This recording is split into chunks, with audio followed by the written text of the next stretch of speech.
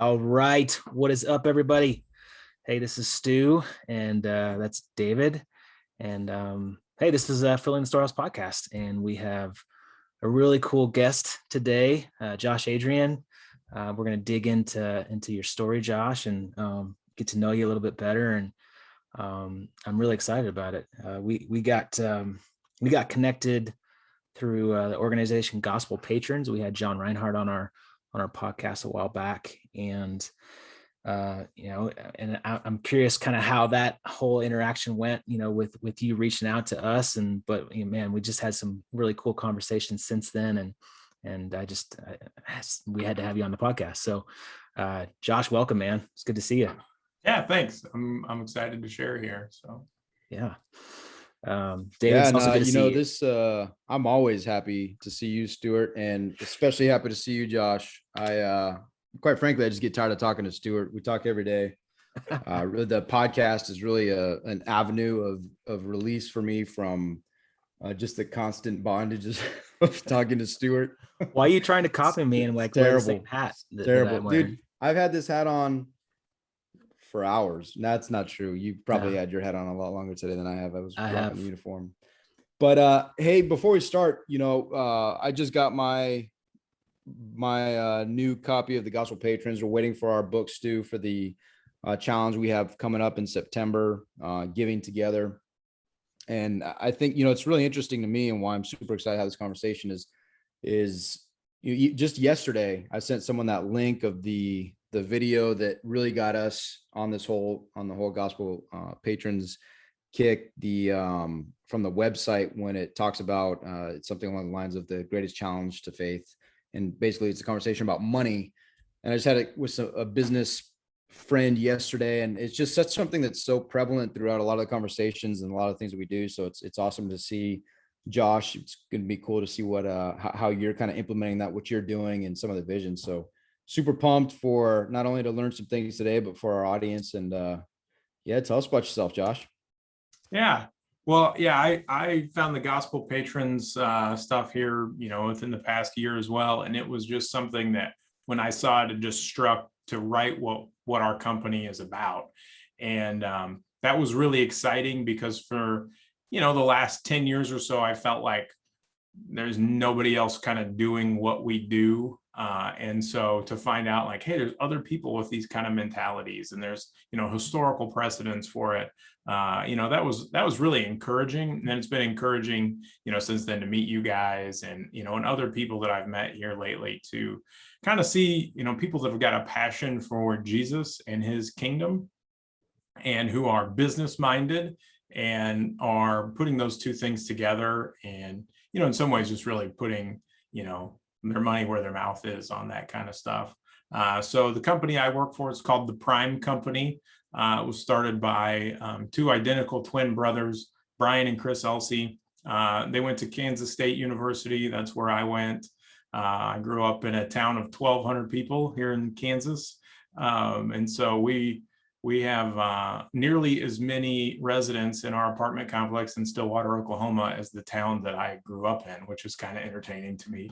That's awesome to think about. But met them there. We were all part of the same campus ministry.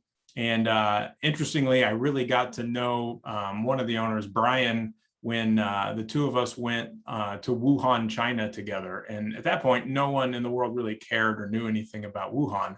But now people, they know. Yeah, a little more popular now. It's a little more well known. Maybe it's probably in the news not, a little bit more. Yeah, it's not the tourist destination. People aren't getting really excited about. But yeah, I had spent a summer over there, and then Brian went back with me and a team for a short-term trip. And so from the start of my relationship with Brian and Chris, there was an aspect of missions in it, and those kind of things. I actually got married, planned on being a missionary. That's what my wife and I really wanted to do. And we struggled to find a place to go or people to go with. And I ended up working in the golf course industry for a while, and worked at some pretty fun places like Pebble Beach Golf Course that people know. And so kind of lived that life for a while, and then had an opportunity come up to move to a country called Bhutan. and it's not a country that is well known, but I went to Bhutan to remodel the King's Golf Course. And so my wife and I spent 5 months. We thought we were going to be there a lot longer, remodeling the King's Golf Course. And we were there until we got a letter that asked why we were cutting down the sacred trees that are only to be cut down when the king has died, and they're going to burn his body with those.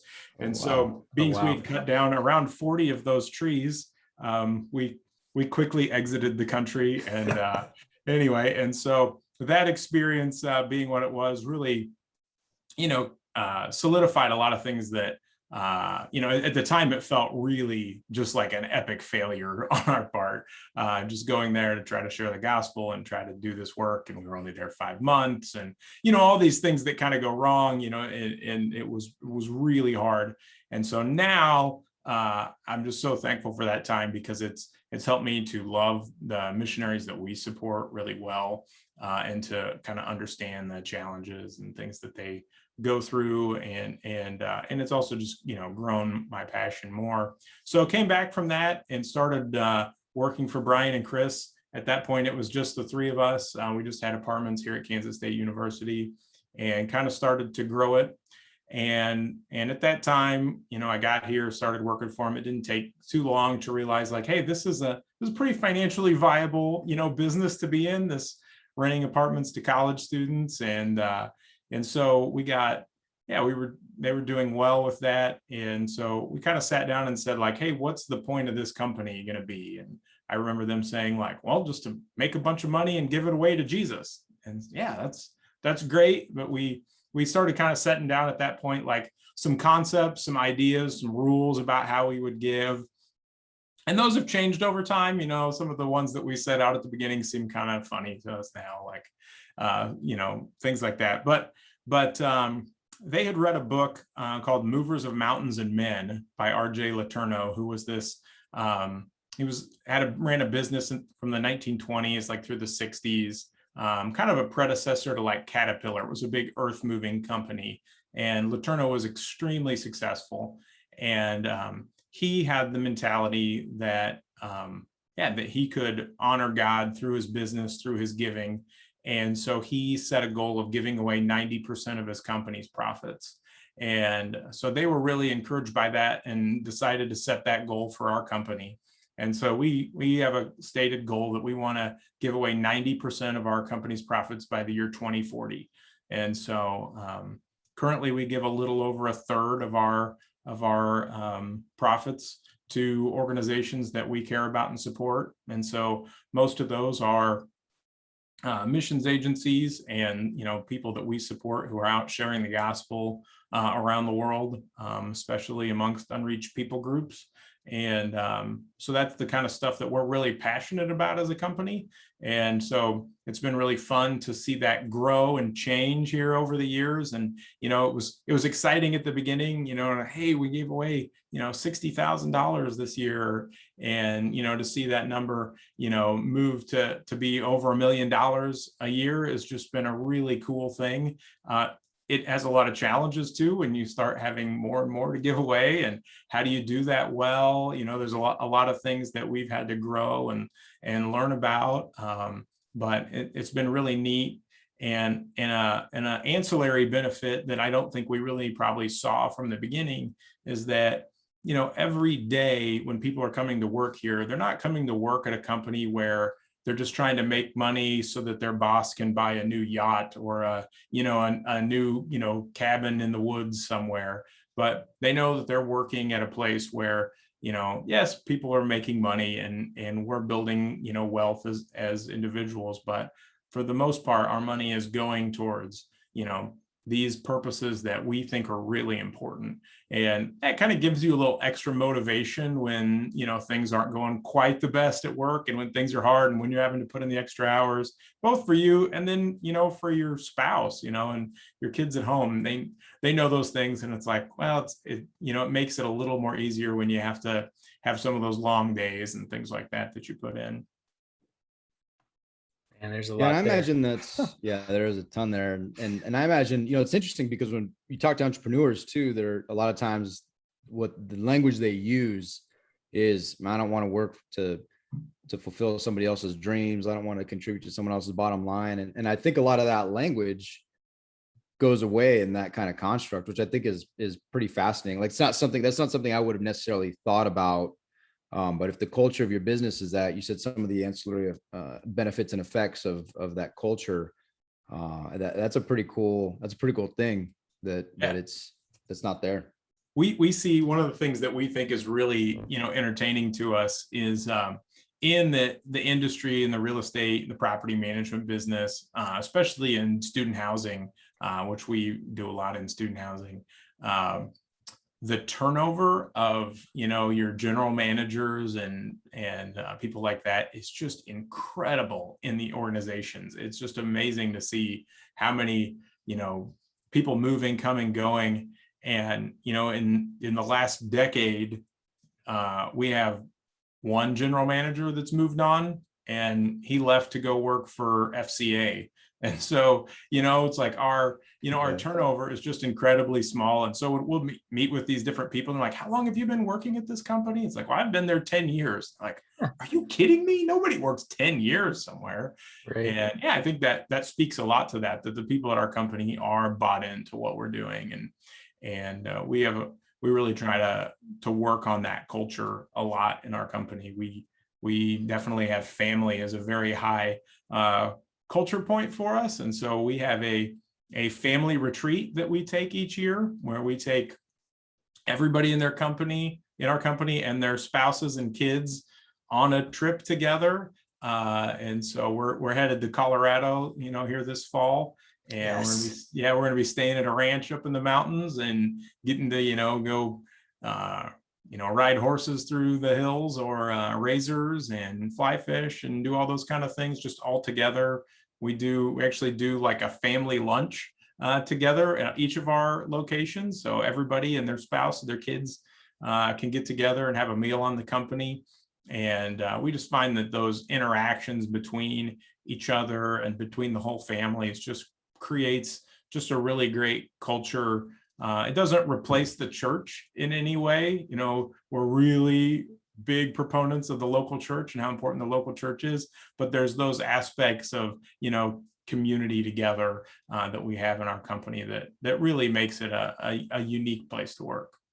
Did you need like some outside, like Stuart and I, to join you guys on the company retreat or anything? Or... Oh yeah. I've already gotten the invite. Yeah, so I told Stuart to come down since he's in Colorado. It's no big deal. Hey man, I can get to Colorado. I was just in Colorado like 1 week ago. Yeah, well, yeah. Maybe next year. Well, and I want to take a step back too, because we kind of skimmed over this a little bit. Of you joined the company and they just own some apartments in Kansas State. But there's a little bit more to that than just owning a few apartments in Kansas State. So, if you could just dig a little bit into what the business is, where you started and where you are now, and then kind of what that whole entire Prime company looks like. Yeah, that's great. So the brothers, they got their degrees in landscape architecture, and for a final project, they kind of worked up this idea with this old kind of rundown apartment complex here at K-State to fix it up and sell it as condos. And fortunately, they were able, to get some family financing to get things growing. And they always like to say, everybody drinks from wells that they didn't dig. And so, there's a blessing there to be able to start the company, through that. But so they bought this old apartment complex. They put an ad in the newspaper. This was that long ago that you could put ads in the newspaper, hire guys. And they just kind of ran this crew, like going through remodeling, demoing all these apartments. And then there was space on the property to actually build a new building. And so they, hired an architecture firm. They hired a general contractor, the most reputable ones in town, and built this. And they were going to sell them all as condos. And well, first off, the contractor, didn't get it done on time, and it was over budget, just like, people always say, standard and standard operating procedure, right? And so they were like, well, we watched what they did, and we got our stuff done fast remodeling these. I think we could do this on our own. And so after that, they went and took their general contractors tests and passed, and we started our own general contracting firm and started building stuff ourselves then. But then also the financing for condos dried up as you were starting to get into the early stages of the recession. Condo financing and that kind of stuff was seeming really kind of on the edge there. And so they only sold a couple of the condos, and it was really like, well, we're either going to go bankrupt or we're going to rent these out.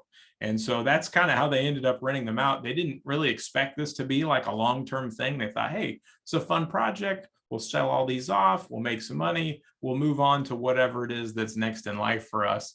And that was 2006. We're still, doing real estate development. So we built a few more small things here at Kansas State, and then we moved down to Oklahoma State. We built 3 projects down there with 1,000 bedrooms. Now we have apartments at the University of Nebraska-Lincoln, at the University of Minnesota in Minneapolis, and at Ohio State in Columbus, Ohio. And then currently right now we've got dirt moving and framing going in Denver on a project there in Inglewood, which is just a multifamily. It's not a student focused project. And then out at the University of Southern California.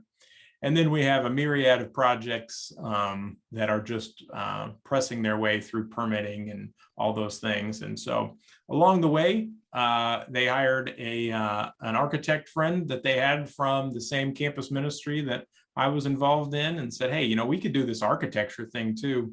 And so now our architecture staff is over a dozen people.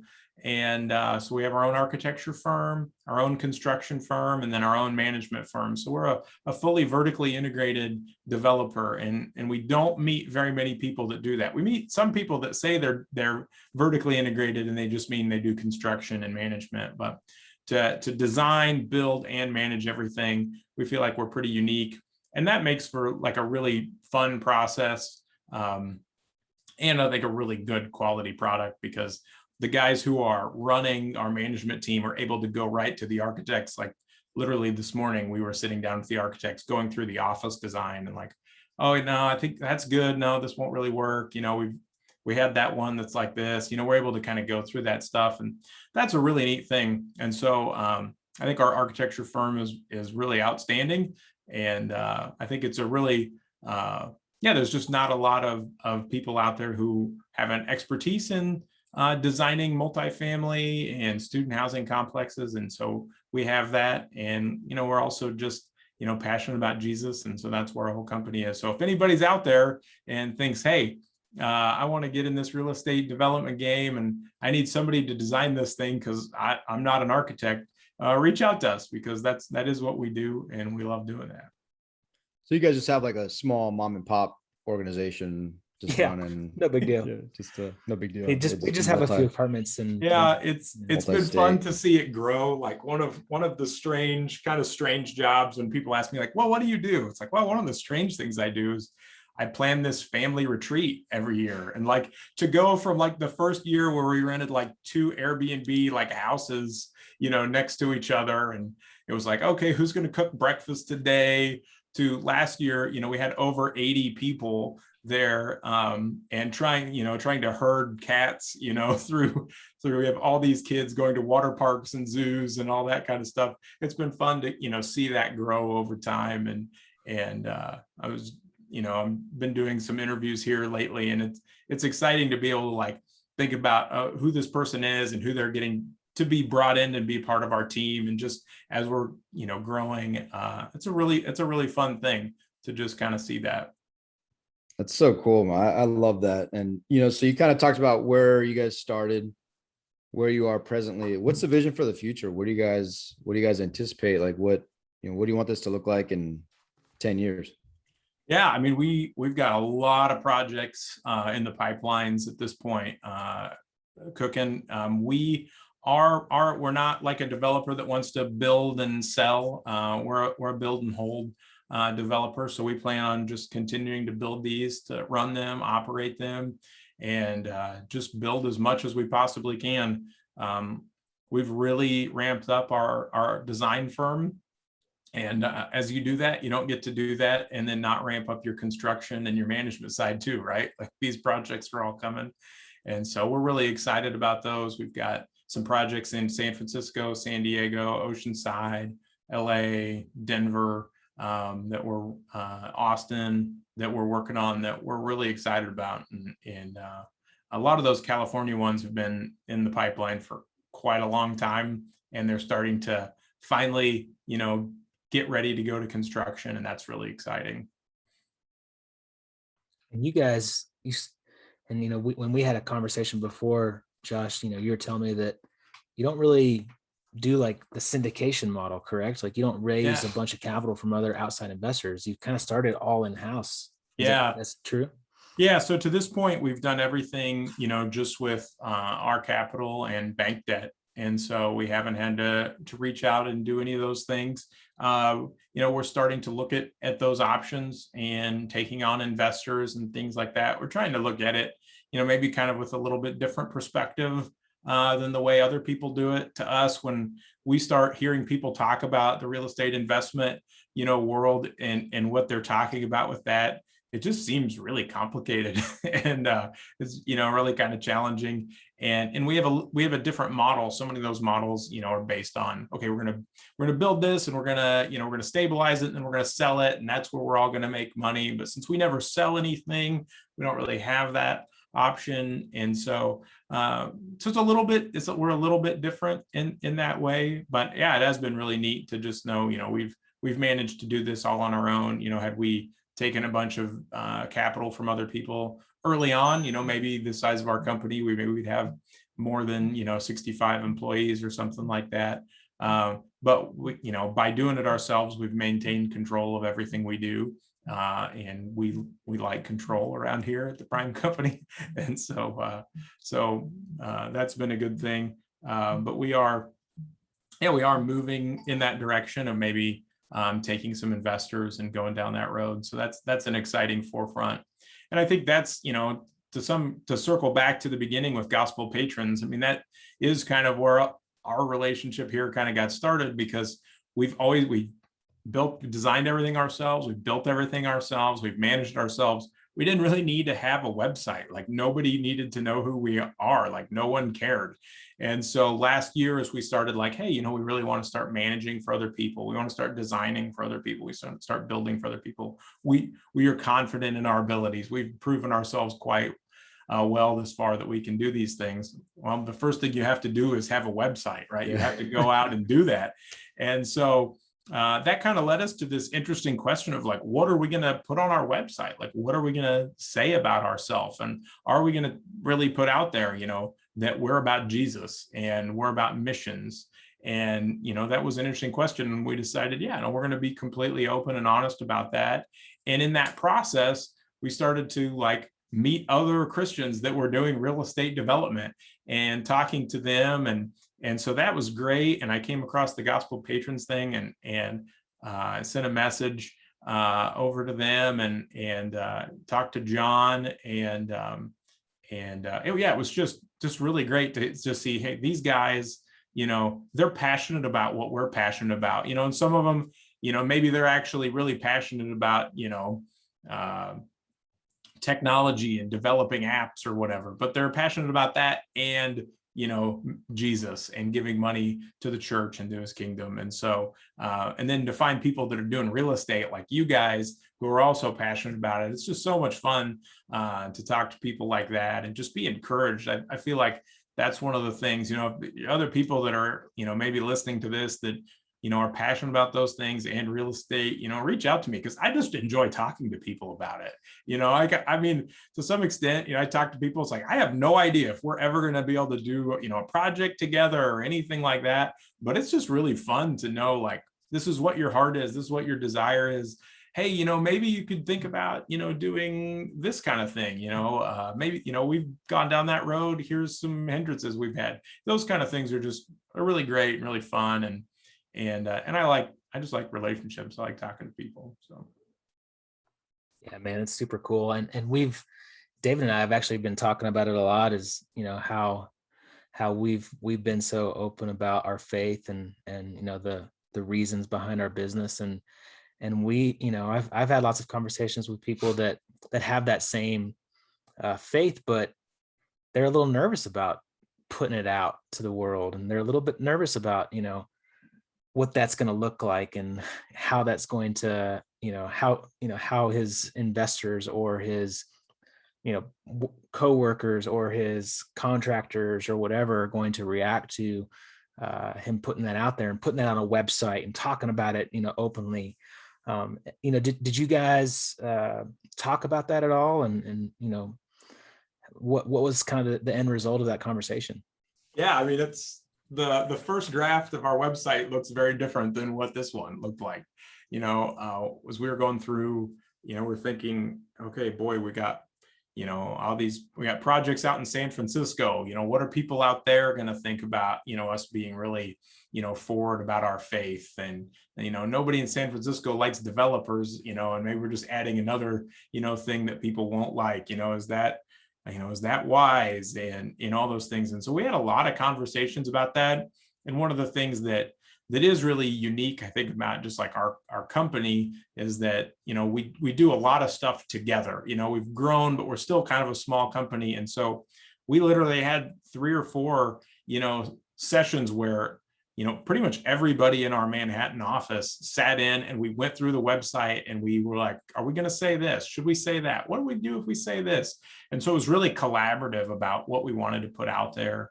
And so yeah, you can check out our website. The videos on there, most of us are all highly embarrassed of, and we really want to reshoot, but they do get the point across about what we're about and what we do and all those things. But I just wish somebody, when they were videoing it, would have told us to smile when we were doing it. So that's it's awesome. kind of, funny. Yeah, that was kind of bad.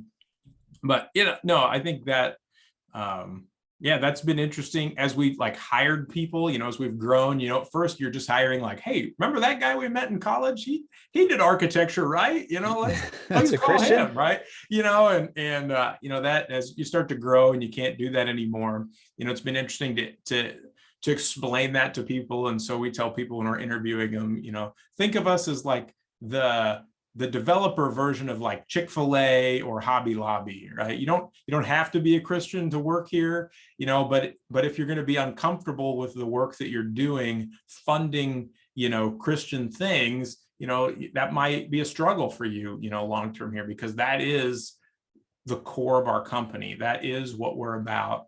And so that's interesting to have those conversations. So far, I think we've only had one guy who heard us say that and said, never mind, that's not for me. I'm going to stop the interview right now. But for the most part, that's been a really neat and open door in talking to people. And yeah, I think people just generally are excited to see that whether they're as passionate as, some of us are in the company or not, they love that people are passionate enough about something that they're really doing something about it. And so. Yeah, I think that's, the experience that Stu and I have had on a much smaller scale is it's our business has created the opportunity to talk about our faith. It goes hand in hand, and there's really no way around, which is awesome. It's been, even the name Storehouse 310, what is 310? That looks kind of like a biblical thing to me. And it just opens up the door. And I think it's such an amazing thing. And I really applaud you guys for, just staying true to that. And I think what's really been interesting, Stu and I have been talking about this a lot, is the fact that, where do we really think our blessings come from our investors or from God, right? And his math is different than ours. He can make, it's his money anyways, and he can make things happen that we could never even conceive of. So I think it's such a powerful thing. And one other thing we've been talking a lot about is debt. And I got to go back to this. I'm just curious, what was the driving mindset or the force behind you guys using your own money and being somewhat, not necessarily opening a door to, because I think people will be shocked to know that you've built what you have built and not taking on a ton of investors, a ton of debt. And I love that. It actually is has me super pumped. And I'm I'm gonna be picking your brain offline quite a bit about, how do you get to that spot? Because we're big believers in being debt free and just the bondage of debt, period. Some people call it investment, but but I mean, it's debt at the end of the day. You owe money. And I'm just curious how you guys came to that conclusion. Like, was it a spiritual thing? Was it well, I just mean, like, to some extent, we still have plenty of debt, right? It's just all to right. banks, it's just all to banks. But I mean, it really comes down, if you look at us, I mean, an outsider could probably come in pretty easy and see, like, let's see, they have their own architecture firm, they have their own construction firm, they have their own management firm. These guys are kind of control freaks. Like, they just don't trust anybody to do anything. Yeah. And so I think to some extent, it really comes down to that. It was like, okay, you take on, this investor, you take on that investor, and even if they're, a minority investor, right? Like, you need to take care of, their thoughts and their, what they care about. And is, oof, boy, we kind of do these things, our way. And, especially early on, I think that would have been, it probably would have been easier to take other people's money and grow faster, but also would have been a lot harder just because, we were learning our way through it in so many ways, and having other people in there telling us what to do and how to do it, I think would have been really challenging, just for the makeup of our team. We're definitely have a strong entrepreneurial, do it ourselves, do it our way, kind of thing. And we've learned a lot over the years. It's been kind of funny to talk to other, developers that have, been around, roughly how long we are. And the amount of times we've had the conversation like, oh, all these other people, they don't know what they're doing at all. We got it figured out. Then after a while, you realize, like, no, actually, they kind of did know what they're doing. We have kind of done a lot of the same things they're doing now.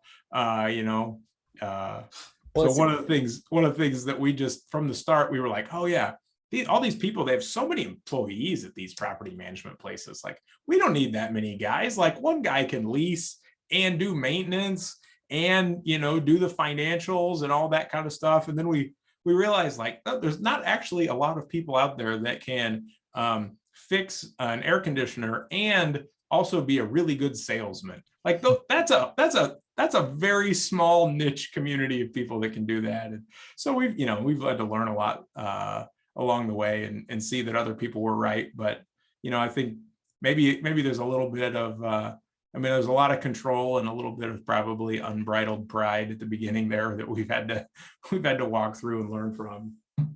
Well, there's an interesting dichotomy there of, like, just the social capitalism kind of world when you start kind of bringing on investors, because if you bring on an investor that you're promising a return of their money, but then you're taking your profits from this company and you're giving it all away to charity. Well, what gives? Like, are you going to create profits for your investor, or are you going to take your profits and give it to charity? And as you continue to create more profit, your company is choosing to give more and more away every single year. Yeah. Well, how does that impact an investor when they start investing into your company and expecting a return? So it's an interesting, thought there on how to handle that. I don't know. Yeah. Yeah. And I think, we've kind of hit this point here lately where, we've had to think about those things. In the past, we just were really like one-minded about that. But we started to realize, like, hey, we've kind of built this sports car that really works. Like, we've got a system in place with our vertically integrated company. It's great. But at the end of the day, if there's no gas in that car, it's just a big paperweight, right? And so, we've kind of got all these things in there. And so we've had to, think differently about, hey, how do we want to do all our projects moving forward? And so, yeah, there's a lot of those questions that we're having to work through. Well, talk to us about, the decision to increase your giving on an annual basis to get to that 90%, kind of flipping that tithing principle. Like, was that a discussion from the very beginning of kind of building out the business? Or I don't even really remember it being a discussion. There was just kind of, I think in some ways it was like, hey, this other guy did it, sure, we could do it. And then, well, how do you do it? I was like, well, you probably aren't just going to, like, all of a sudden give 90%, right? That would be really, challenging and strange. So, we're given 10, let's see, maybe we could do 13 next year. And, you do that, and okay, maybe we could do 16 the next year. And, just trying to to grow that. And it's really fun, you know, when we have our annual retreat to be able to sit down with all of our employees and show, hey, you know, we built this project this year and look how much money that brought in. But then we upped our percentage of giving too. And so, you know, these numbers are compounding off each other and just keep growing up. And, you know, that gets us really excited, just being able to see those things. And, you know, we love getting to see update letters and stuff from the different people we support and see, you know, what's happening with these funds that we do.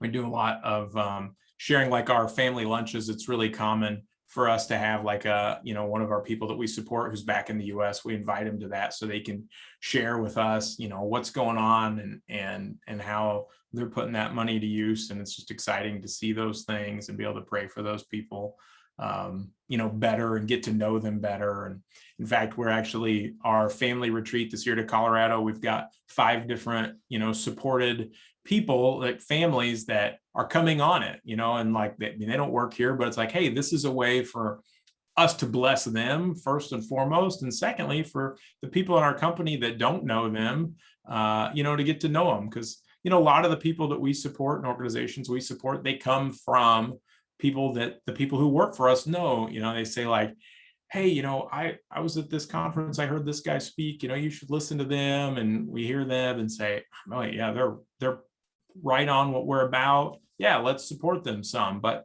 you know, somebody, you know, a bunch of the people in the company may not know them. And so this is one of those opportunities we have to really, you know, bless them and bless each other by knowing what they're doing. And so getting to look at those numbers and see, you know, at some point they're just numbers, right?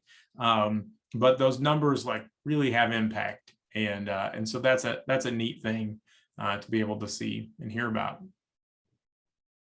Yeah, that's awesome. I love the fact that you're bringing them on the retreat as well. It just, I think, will further enrich your culture and helps the folks put a face to the name and seeing where the, you know, the missions that are being supported. That's pretty incredible. So when I'm kind of curious on the, you know, is it just a faith thing that has led to the giving, or is there like you know, something, a different why that has really driven this passion? Because it's a passion, right? And it has to be a passion to get to the point where you want to be, where you're giving 90% away. Like, what is there a deeper why that you guys all have embraced and hold on to continue to drive this forward? Yeah, I mean, I think to some extent we were probably our group and the organization we were involved in college was, you know, impacted a lot by John Piper and his comment that missions exist because worship doesn't. And so what does the Bible teach us? Well, it teaches us that we're all supposed to be, you know, God desires everyone to worship him. And that is the purpose of what we're here for. And so, you know, as young college students, we had opportunities. Like, what could we do? You know, we could do what, like, I kind of tried to do from the start. We could go be missionaries. We could try to go live in a place and learn the language and struggle, you know, with learning those things because I'm really not that smart. And, you know, sharing with people and understanding cultures that you didn't grow up in and all those things, you know, and that's hard. Or could we, you know, stay here? And, you know, who in the world is better equipped at raising money than men in America, right? I mean, we've got the freedom to start businesses and have great financial opportunity to do things. And, you know, we support people around the world who they don't have those opportunities. But what they do have is the ability to know the language, to understand the culture, and to be able to share the gospel with their neighbors and friends and communities and all those kind of things. And so we love that. We support Westerners that are overseas as well, but we love indigenous ministries that share the gospel around the globe, because we know we can't, but we know what we can do. And, you know, I think God has obviously blessed us beyond our ability, especially in the early days of the company. I would always tell people like, yeah, you know, none of us here are really all that bright, but God seems to keep blessing what we're doing. Once we hired architects, though, they didn't like that, because they are real professionals. They have training. They're like, no, we actually are pretty smart. Like, we know what we're doing. It's like, well, the rest of us, speak for yourselves. Yeah. But the rest of us, we're just, we're definitely just living under God's blessing of growing this business. And so, that's been, it's a great aspect of it, to really realize, like, this is what God has cut us out for. He's cut other people out for different things, but for us, this is what he's got. This is our way to bring worship to him from around the world. And we can do it right here from Manhattan, Kansas. That's so cool. Well, talk to us about, you had told me about your visions of another company on top of that, on top of everything that you're doing now. You're wanting to integrate a nonprofit sector in student housing in your projects. And I know you're not quite there yet, and you're having some challenges with that, but give us the kind of the vision of what that looks like too. Yeah. So one of the things that kind of came about from, building the website and kind of getting our name out there, started talking to other people that do the real estate development gig around. And I was talking to a guy, and he was just super passionate about financial peace for his tenants. And he was doing all these different really cool, really unique things with technology and his tenants, to try to help them be like, good stewards, and so we were talking about that as a leadership. And, I was like, it's really cool. Like, it's not really our passion. Like, okay, what can we do? What is our passion with this stuff? It's like, well, we just want people to know Jesus, and why don't we do more with that with our tenants? And in the past, like in the very early days of the company, when it's the first complex, the owners tried to have like some Bible studies with their tenants and some things. And that we found that to be really, really awkward. Like, when you're trying to tell a guy like, hey, let's go through Matthew 2. Also, you owe me $375. And I noticed that you didn't pick up your cigarette butts. So, it's just a but God bless you. But God bless you. Yeah, it's just strange. Like, and it's a challenge. And so we'd heard about an organization called Apartment Life. And we think Apartment Life is wonderful. It's really cool what they do. They're so good at what they do that non-Christians hire them to work at their apartment complexes, because even though they're sharing the gospel, they're so good at improving apartment complexes community that it's worth it financially to have them there. And so we looked at what they were doing, and we were like, hey, we want to take that up a step. We want to do it full time. And as we've already made clear in this podcast, we like control. And so we want to be in charge of it. And so we set out to launch what we're calling, at least at this point, Prime Life, where we want to have someone that we hire to work full time at each of our complexes. They'll live on site and they'll work there. And their job is to share the gospel with the people that live there and build community. And so to put on events, and have, for lack of a better word, Taco Tuesday or whatever, and then making a bunch of tacos, or bringing in somebody that can teach people, how to make tortillas or something like that. Just, some kind of fun things to build engagement in the community and to build relationships that allow them, a place into people's lives to share the gospel. Because we really felt like that's an area where we have influence, we have a means to access people, but we weren't really doing anything with that opportunity. And so we really want to invest in that. So right now we're trying to figure out how we set that up and really make that happen. There's more challenges there than what we originally anticipated. But we're really excited about pushing through that and being able to have people at every one of our complexes who's there to, counsel people and be people's friend and share the gospel with them and love them well at every one of our apartment complexes. And we really see that as a big piece of of our ministry as a business going forward. Man, you guys don't play around with your whys. Right. It's some big vision. I'll tell you, it's super encouraging to, to see that bigger purpose behind it, the bigger cause, the bigger why, the desire to make lasting impact. And I love that. I don't know a ton about apartment life, but the fact that the point that people, it kind of ties to your business as well, but the fact that people are inundated with this positivity and the mission is to do something bigger than yourself, and it's community fellowship based. I think it's such an awesome dynamic that non-Christians are hiring these folks to do stuff. And I think your business speaks to that as well. And the fact that I imagine it's not just your general contractors, but I imagine you guys have very little turnover throughout the business. Yeah. I mean, we generally have got pretty small turnover, which is wonderful. Yeah. No, that's great. I'm curious. So you have all these different, you talk about control. I imagine you can't be in Kansas, San Francisco, LA, Oklahoma. Like, how are you setting that up? Like when it comes to people and boots on the ground, how are you doing that?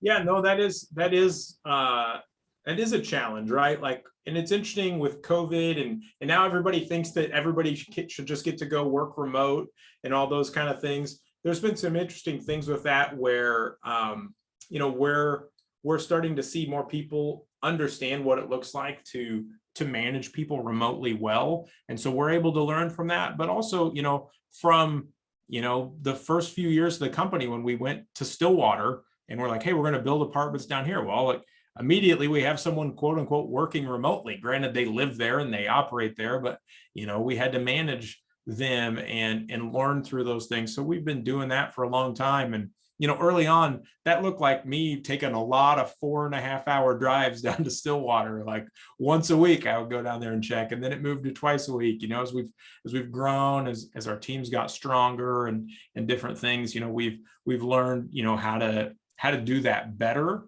But we are very strong on having people work collaboratively together. We think that's really important. And that's been an interesting challenge for us. We think Manhattan, Kansas is an awesome place to be. We could have gone other places. I mean, I lived at Pebble Beach, right? I lived on the ocean in California, right? Like I lived good places. And yet this is where, my family wanted to be and to come back to. Sometimes it's a little hard to get people to see that when you're hiring and you're trying to bring people in and they're like, no, it's really, no, I can work remotely and that kind of stuff. And that's a challenge that I think a lot of, people are having to deal with right now, but we are especially, and there's just something about working together and being able to just bounce ideas off each other so easily. And especially, on the creative design, creative problem solving. And so much of what we do is creative design, creative problem solving that just takes place together. But like I said, you can't do that, out in, for your remote guys who are actually at a property somewhere else.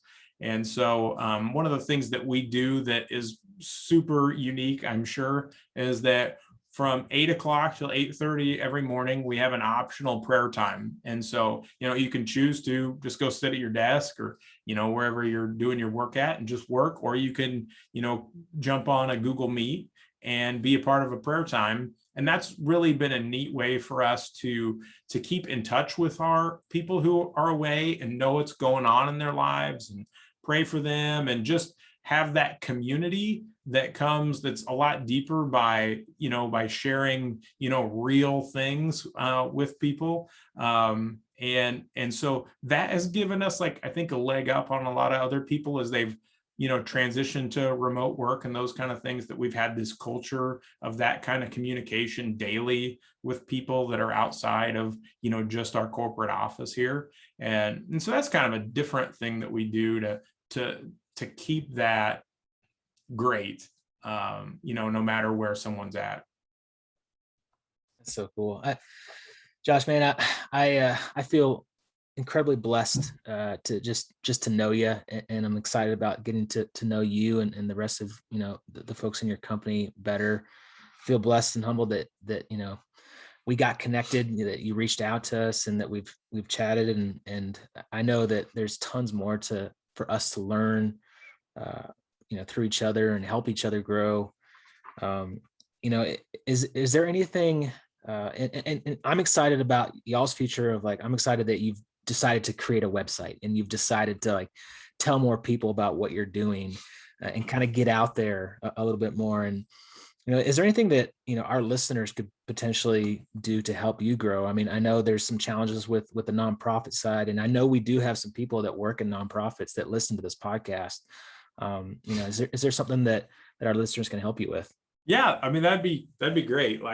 So, the challenge, with the nonprofit, that's a real challenge for us. It is right now. How do you set up a business? And it's not from a financial standpoint. It's really about, being able to ask the right questions to get the right people, and you're kind of wanting to hire people who share the gospel, or they need to understand the gospel and some of that stuff. And so how do you set up an organization that is able to do that, who is solely funded, by us? That's an interesting question. So if anybody is an expert on that, boy, I'd sure love to know more about that. And and we're always, we're needing to find people who want to do that work. And so, if you know somebody, they're like, hey, who would be perfect for that job, let me know. We're looking for people to do that. And we got to get some things set up here with the business entity and everything, but we're looking for people to live in our complexes, to be a light for Jesus there and share the gospel and build community and just love people well. So yeah, if that came out of this meeting, we're able to figure all that stuff out, man, it's totally that make my month, that's for sure. So yeah. Hey, Josh, I want to, as we button up, I just want to thank you so much. As Stu said, humbled to have you on the show. We're just couldn't be more happy for you guys, for your business, for your growth, for your mission, for your love of the Lord, your love of people, and just seeing the gospel go and spread and grow. And I'm just completely encouraged, and just to hopefully encourage you. You guys are making a huge impact. I think, all the blessings you get here will be nothing compared to on the other side, just with the number of people that you're influencing, impacting on a daily basis. It's just so incredible, man. You're building a kingdom, and it's just an honor and a privilege to have got to sit down. Really look forward to get to know you guys better. Super excited about my forthcoming invite to your company retreats. Oh yeah. Really excited about that. And we if there's anything we can do for you guys, we would love to be a part of what you're doing and what you're building, because it's amazing. So keep it up, man. You guys are doing amazing stuff. Yeah. It was interesting after the first time, I really appreciate that. But after the first time I talked with Stuart, and I was just kind of telling the guys in the company, what we talked about and stuff. And I think we were all just really amazed, wow, these guys have built a podcast, based off this. They've got, that's amazing. We were really just inspired by you guys being able to do that. And some of the things that you guys have done, and it's boy, I don't think there's any way we could make that happen. Some of the things that you've done. So it's really neat. And yeah, I look forward to seeing you guys out in Colorado and getting to know you guys better. And yeah, I just love talking to people about, Jesus and business. We talk about that a lot. We go to these different conferences, and it's it's kind of fun. In my day-to-day interactions, I don't have people who are just want to talk about the same things I want to talk about, and so when you meet those people, it's pretty exciting, and that's a real blessing. And so it's a blessing to get to talk with you guys for sure. Well, if you love talking to people, talk about Jesus, business, and it even goes into real estate, come on, man. Done. Yeah. Done. Easy day. Done skis. And I'm always so proud and so actually shocked when we have guests or just even conversations I have with people that are like, yeah, I talked to Stu and I came away happy and smiling and engaged and want to talk to you guys further. So that's always a shock to me. It's always a shock to me, but I'm so glad to see that there's at least one more person. So that's good. Thanks, man. Appreciate that. Hey, man, I'm building you up, bro. Thanks. I'm here to build you up as well because I love you. That's what partners do. Josh, how do people get a hold of you? Let's send them to your website so they can check it out. Yeah. Our website is theprimecompany.com, and there's plenty of information on there, plenty of contact info. There's my phone number's right on there. You can just call me. We're that old fashioned, and Nice.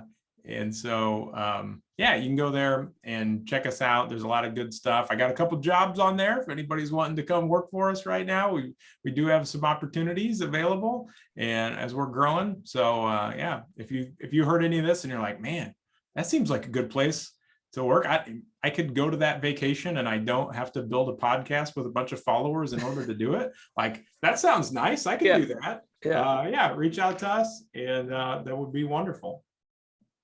Awesome, man. Well, this has been a really fun conversation. It's great to see you and great to talk with you again. I'm glad you came on, and yeah, guys and gals, hey, reach out to Josh if it sounds like a pretty sweet place to work if you're looking, to get into something like this. And even if you're not, like, just talk to Josh and pick his brain on like what they've done and where they've gone and where they're going. It's a lot of fun to have conversations like that. So share this. Tell other people about this podcast, and give David a 5-star review, I guess, maybe. I don't know. Stu, it's just one review. Oh, I don't know how many times we got. All right, give us a 5-star review, and hey, stars. Most importantly, go fill your storehouse. Make it a great day, friends. Thank you. Thanks, Josh. Thanks. See you.